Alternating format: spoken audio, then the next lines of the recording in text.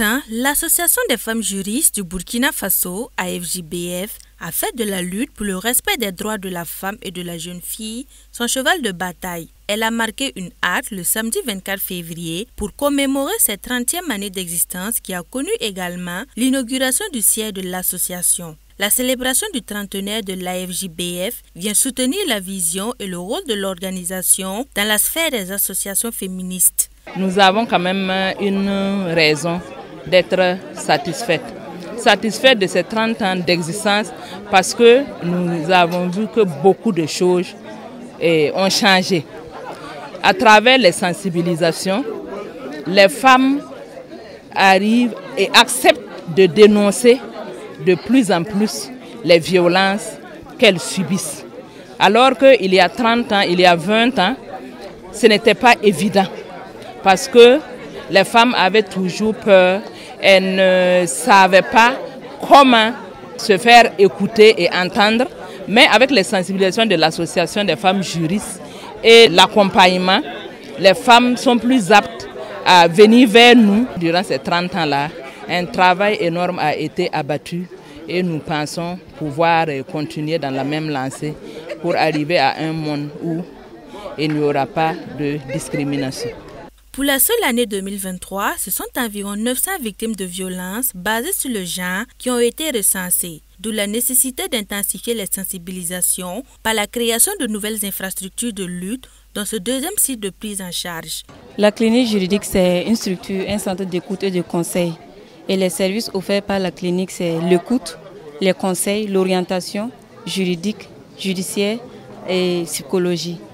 Donc, la clinique juridique va réceptionner des bénéficiaires, des personnes qui sont victimes de violations de leurs droits, pour les écouter, les donner les conseils nécessaires, les éclairer sur ce que les textes disent en la matière et les orienter si possible aux structures compétentes.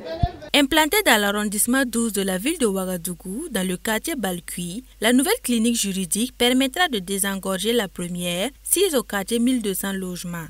30 ans durant, vous avez accompli un énorme travail de conscientisation, de prise en charge et de renforcement des capacités des acteurs et bénéficiaires, qui aura contribué à promouvoir les droits des femmes et filles au Burkina Faso. Dans ce contexte, vos interventions multiformes sur les différents sites des personnes déplacées, internes et dans les zones à défis sécuritaires précaires sont autant d'initiatives qui soulagent les populations. À ce titre, recevez encore une fois la reconnaissance des plus hautes autorités communales.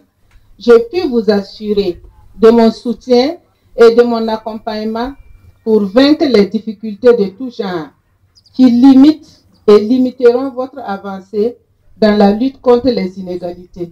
L'ouverture de cette deuxième clinique était très attendue par les associations sœurs présentes dans l'arrondissement 12 et qui ne disposent pas de ce volet de prise en charge de leurs adhérentes.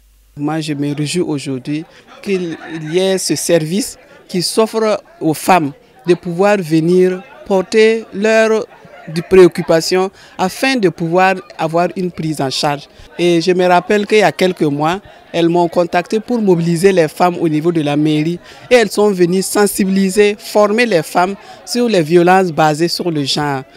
L'AFJBF est une association à caractère scientifique, apolitique, laïque et à but non lucratif qui compte plus de 200 membres. 4 autres cliniques juridiques sont mises en fonction à Bobo-Dioulasso, Ouaïguia et Ouagadougou. Et durant ces 30 ans de service et de lutte pour l'égalité des droits des femmes et jeunes filles, ce sont plus de 1000 femmes qui ont bénéficié d'assistance judiciaire, 700 femmes et enfants d'assistance psychologique. Toutes les femmes qui se battent pour dire non, nous ne disons pas que nous disons qu'il n'y a que femme qui est femme. À l'AFJBF, on ne prône pas seulement les droits de la femme, car seule la femme ne peut pas vivre. On prône plutôt l'union.